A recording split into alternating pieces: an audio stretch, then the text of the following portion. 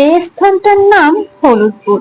গ্রামটি যে জেলায় তাহার বলিয়া কাহাকেও কেলেশ দিতে চাহে না, কারণ এই স্থানে কাহাকেও কখনো যাইতে হইবে না। এখানে দেখিবারও কিছু নাই, শুনিবারও কিছু নাই। তবে যদি নিতান্ত কৌতূহলী হইয়া থাকেন, তো আমার বিবরণ পড়িয়া যতটা পারেন উপলব্ধি করিয়া লন।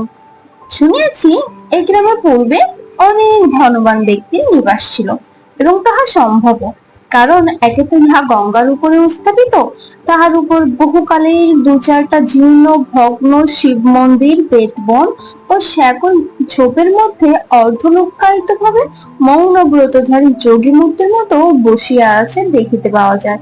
দু একটা ঘাট বাঁধা পুষ্করিণীর মধ্যে গরু বাছুর চড়িয়া বেড়াইতেছে তাহাও চোখে পড়ে।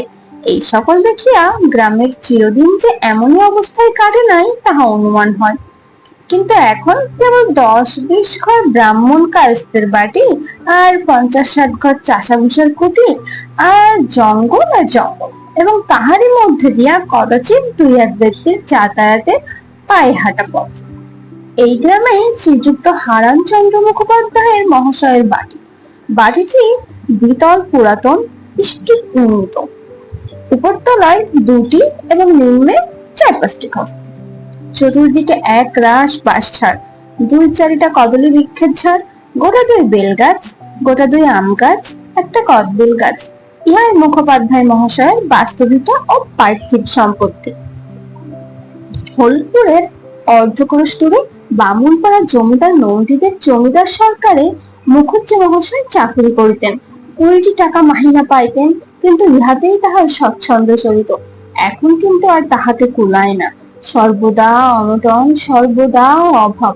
বাটিতে তাহার পোষ্যবর্গ অনেকগুলি, স্ত্রী, 2টি পুত্র, 2টি কন্যা, এক বিধবা বড় ভগিনী, এবং বাঙালির ঘরে সচরাচর যাহা থাকে তাহারও ছিল। যখন তিনি মাসে 20টা মুদ্রা স্ত্রীর হাতে দিতেন, তখন তাহার সংসারে আজকালকার মতো নিত্য দৈন্য নিত্য অভাব কেউই টের পায় নাই। স্ত্রী এবং বড় ভগিনী উভয় মিলিয়া সুশৃঙ্খলায় সংসার চালাইয়া যাইতেন। এখন তাহা করেনও না।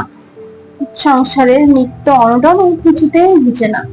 আজ চাউল নাই, আজ ডাইল নাই, আজ কাষ্ঠ অভাবে রন্ধন হইতেছে না, নিত্য এ নাই ও নাই তা নাই, এ পড়িয়া মুখুজ্জে মশাই অসৎ উপায় উদ্ভাবন করিলেন, এবং সরকারি তহবিলের কিছু অংশ আপনার ব্যয় গ্রহণ করিতে লাগিলেন। বিশ্বাসী হারান বাবুকেই প্রথম দেহ সন্দেহ পর্যন্ত করিল না, কিন্তু এ উপায় অধিক দিন চলে না। ক্রমশ জমিদারের সন্দেহ হইতে লাগিল। সন্দেহ যখন গাঢ়তর হইয়া উঠিল, তখন তিনি একদিন সমস্ত খাতাপত্র দেখিতে চাহিলেন। খাতায় অনেক ভুল, অনেক গোলমাল প্রকাশ পাইল, ও সঙ্গে সঙ্গে চুরিও ধরা পড়িল। হারানবাবু এ যাবৎ বহু অর্থ আত্মসাৎ করিয়াছিলেন। জমিদার শ্রী ভগবান নন্দী দয়ালু এবং ধর্মনিষ্ঠ ব্যক্তি ছিলেন। তিনি হারানবাবুকে ডাকিয়া বলিলেন, কত টাকা চুরি করিয়াছ? তাহা জানি না। জানি না? খাতাপত্র দেখিয়া বোধ হয় 3000-এর উপরও চুরি করিয়াছ। এত টাকা কি করলে? খরচ করিয়াছি।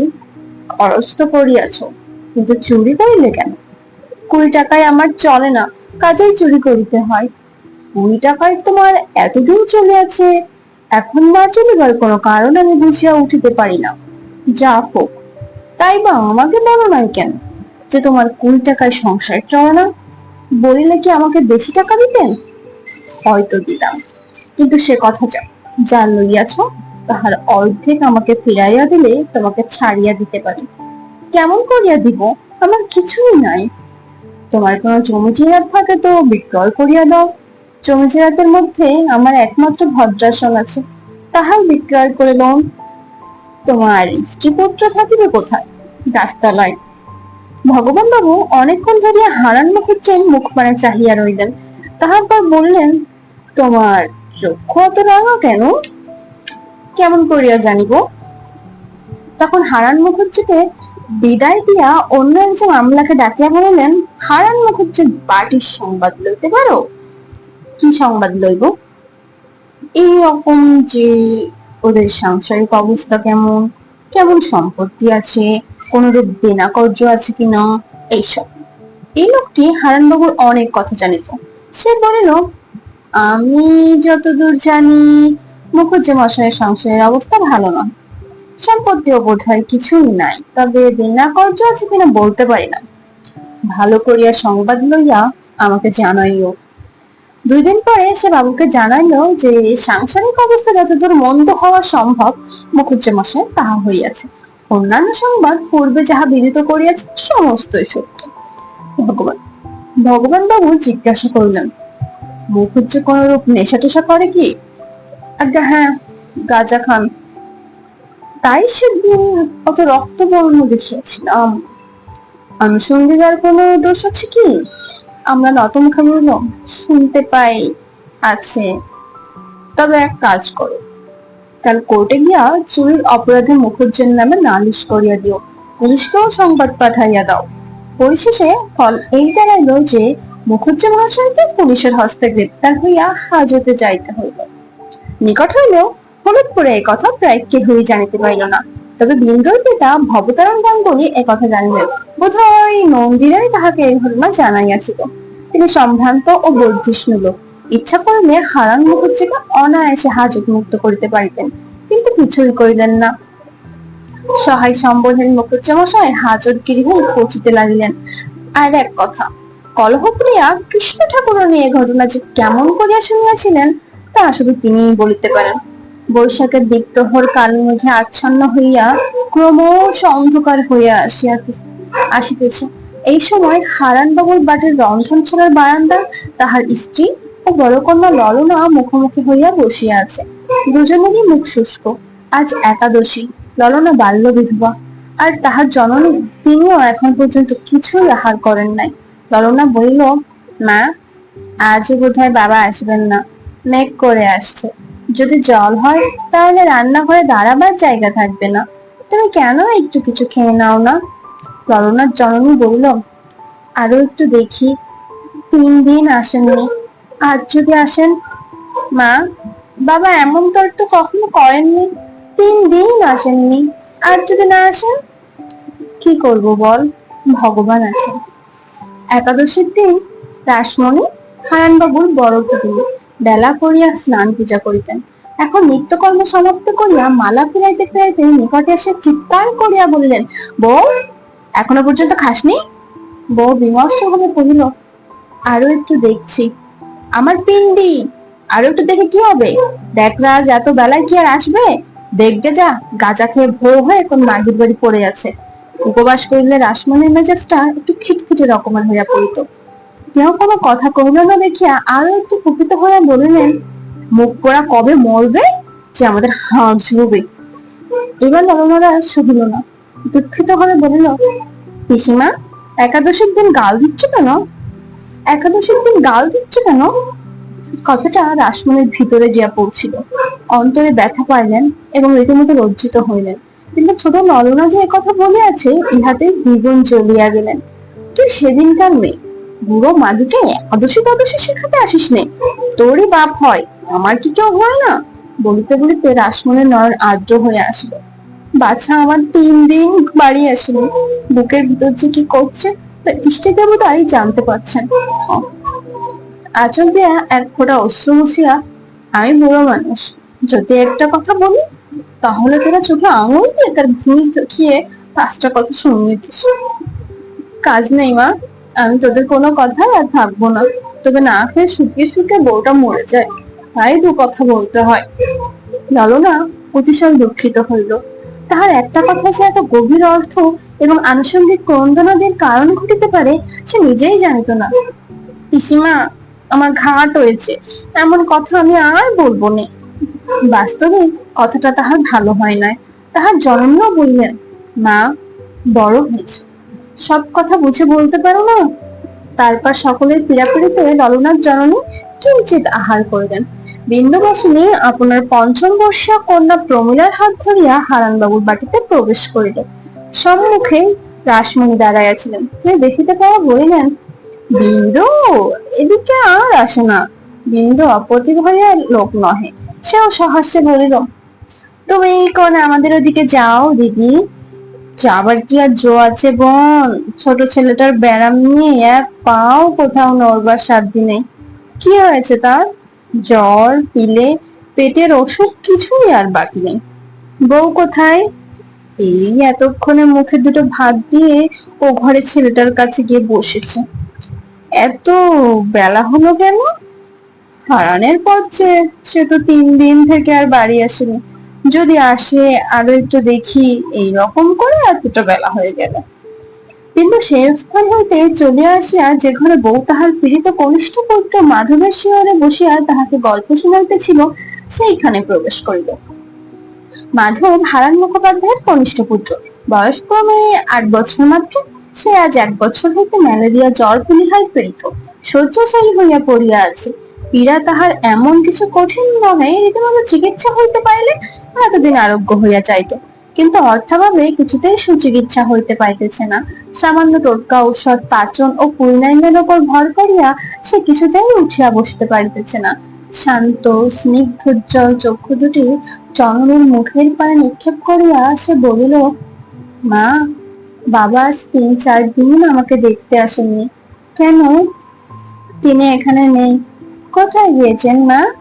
জননী অল্প ইতস্তত করিয়া কহিল, তোমার ওষুধ আনতে গেছেন। বালক প্রফুল্ল হইয়া বলিল, মিষ্টি ওষুধ যেন আনেন, তেতো ওষুধ আমি আর খেতে পারিনি। দেখো মা, ভালো হয়ে আমার আগেকার মতো আবার বেরিয়ে বেড়াতে ইচ্ছে করে। কিছুক্ষণ চুপ করিয়া আগ্রহে আবার বলিয়া উঠিল, মা, আমি ভালো হব তো? জননীর চোখে জল আসিতেছিল। তিনি মনে মনে বলিতেছিলেন, জগদীশ্বরের মোহে কি আছে তিনিই জানেন। প্রকাশ্যে কি একটা বলিতে চাইতেছিলেন, কিন্তু বিন্দু তাড়াতাড়ি নিকটে আসিয়া কহিল, কেন ভালো হবে না বাবা? আমি কাছে থেকে তোমাকে সারিয়ে দেবো।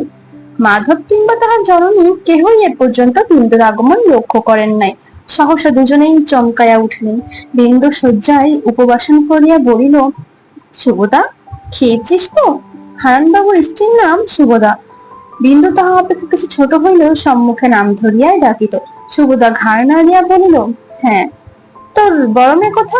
বোধ হয় ওপরে আছে, তবে একবার ডাক। বলিয়া নিজেই ডাকিল, ললনা, ও ললনা। ললনা উপর হইতে বলিল, কেন? একবার নেমে আয় তো মা। ললনা আসিলে তাহার হাতে কন্যাকে দিয়া বলিল, প্রমীলাকে নিয়ে একবার ছোট ভাইটির কাছে বসে তোমা, অনেকদিন পরে দেখা হলো। তোমার মার সঙ্গে ও ঘর থেকে দুটো কথা কয়ে আসি। প্রমীলাকে ললনার হাতে দিয়ে সুভদার হাত ধরিয়া বিন্দু একেবারে উপরে আসিয়া বসিল। ঘরের দ্বার রুদ্ধ করিয়া দিয়া কহিল, বউ, হারান দাদা আজ কদিন বাড়ি আসেননি? 3 দিন। কেন আসেননি কিছু জানিস কি? না, কিছু না। বিন্দুবাসিনীর কথার ভাবে তাহার ভয় করিতেছিল, পাছে সে কিছু একটা বলিয়া ফেলে। বিন্দুবাসিনী মৌন রহিয়া চিন্তা করিতে লাগিল। সুভদাও ততক্ষণ ক্রমাগত ঘামিতে লাগিল। অনেকক্ষণের পরে বিন্দু বলিল, সুভদা, ইচ্ছে থাকলেও এমন অনেক কথা আছে যা মিষ্টি করে বলা যায় না, জানিস তো? সুভদা শুষ্ক মুখে বলিল, জানি। কেন? হারান দাদা আজ 3-4 দিন বাড়ি আসেননি। মনে কর যদি তার সম্বন্ধে কোনো অশুভ কথা বলতে হয়। সুভদার সমস্ত শরীর দিয়া তড়িৎ প্রবাহ ছুটিয়া গেল। তিনি বুঝি বেঁচে নেই? ও কি, কাঁপছিস কেন? কে বললে তিনি বেঁচে নেই? বেঁচে আছেন। বালায়, বেঁচে কেন থাকবেন না? বেঁচে আছেন, সুস্থ শরীরে আছেন। সুস্থ শরীরে বাঁচিয়া আছে শুনিতে পাইল, তথাপি সুভদা কথা কহিতে পারিল না। অনেকক্ষণ পরে ম্লান মুখে ধীরে ধীরে জিজ্ঞাসা করিল, তবে কি? সেই কথাই বলতে এসেছি, কিন্তু তুই অমন করলে কেমন করে বলি? সুভদা দীর্ঘশ্বাস ফেলিয়া বলিল, অমন আর করবো না। কি হয়েছে বলো? চুরি করেছেন বলে নন্দীরা হাজতে দিয়েছে। হাজতে দিয়েছে? সুভদার সমস্ত মুখ পাংশু বর্ণ হইয়া গেল। তবে কি হবে? বিন্দুবাসিনী স্বাভাবিক স্বরে বলিল, কি আর হবে, খালাস করে আনতে হবে। তা কি হয়? হয় না তো কি, হাজতে গেলে কি লোকে জেলে যায়? অনেকক্ষণ চুপ করিয়া থাকিয়া সুভদা বলিল, বিন্দু, তোমার বাপের কাছে একবার যাব। বিন্দু ঘাড় নাড়িল। সে জানিত সুভদার মুখ দেখিলে পাষাণ গলিবে, কিন্তু ভবতারণ গাঙ্গুলি গলিবে না। তাই অমাত করিয়া দিয়া বলিল, গিয়ে কি হবে? আমাদের কেউ নেই, তিনি যদি দয়া করে কোনো উপায় করে দেন। যার কেউ নেই তার ভগবান আছেন। হারান দাদাতে বাবাতে চিরকাল শত্রুতা, তাই বাবার কাছে গেলে কোনো ফল হবে না। তবে উপায়? উপায় আমি করে দেবো। না হলে কি শুধু এই খবরটাই দিতে এসেছি? কিন্তু আমি যা বলবো তা করতে পারবে? পারবো, যতই শক্ত হোক।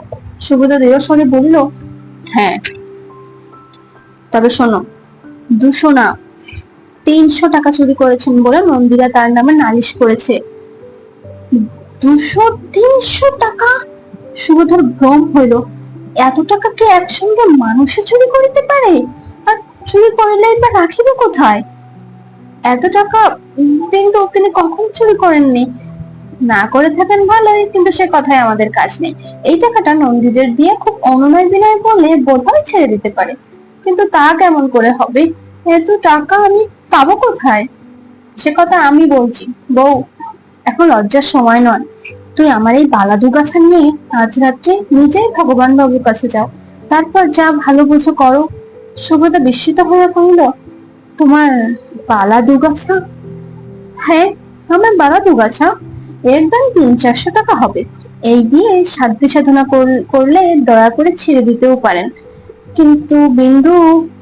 কিন্তু আবার কি? আগে স্বামীকে বাঁচাও, তারপর কিন্তু করো। এখন কি সংকোচ করবার সময় বউ? আর টাকা শোধ দেবারই বা ভাব নাকি? তোর ছেলে বড় হয়ে শোধ করে দেবে। আজই যাব? হ্যাঁ, আজই। কার সঙ্গে যাব? তেমন কেউ বিশ্বাসী লোক আছে কি? কেউ না। তবে একলাই যাও, বরং একলা যাওয়াই ভালো। কেননা 5 জনের শুনলে 5টা কথা বলতে পারে। তবে আজ যাই? হ্যাঁ, আজই যাও। সন্ধ্যার পর একটা ময়লা কাপড় পরে মুখ ঢেকে যেও। কাল এমনি সময় আর একবার আসবো। যাবার সময় সুভদ্রার চক্ষু দিয়া জল পড়িতে লাগিল। বিন্দু সস্নেহে তা মুছাইয়া দিয়া বলিল, ঈশ্বর করুন সব যেন মঙ্গল হয়, তা না হলে অন্য উপায়ও আছে, তুই কিছু ভাবিস না। তাহার পর আঁচল খুলিয়া 5টি টাকা বাহির করিয়া সুভদ্রার হাতে বুঝিয়া দিয়া বলিল, বউ, আমি তোর মার পেটের বোন, আমাকে কোনো লজ্জা নেই। আপাতত এই টাকা নিয়ে ছেলেটাকে কিছু কিনে দিস। নিচে আসিয়া বিন্দু কন্যা প্রমীলার হাত ধরিয়া বলিল, বেলা গেল, চলো মা, বাড়ি যাই।